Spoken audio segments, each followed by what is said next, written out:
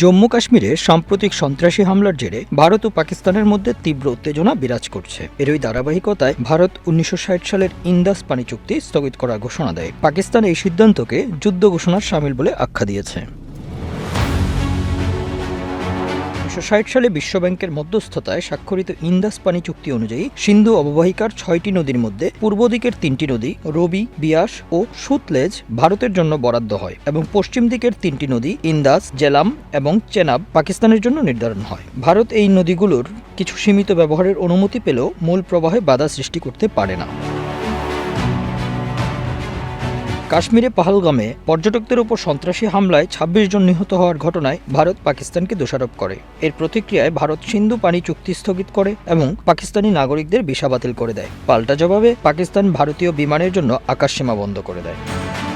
পুরো ভিডিওটি দেখতে কমেন্টসে পিন করা লিঙ্কে ক্লিক করুন।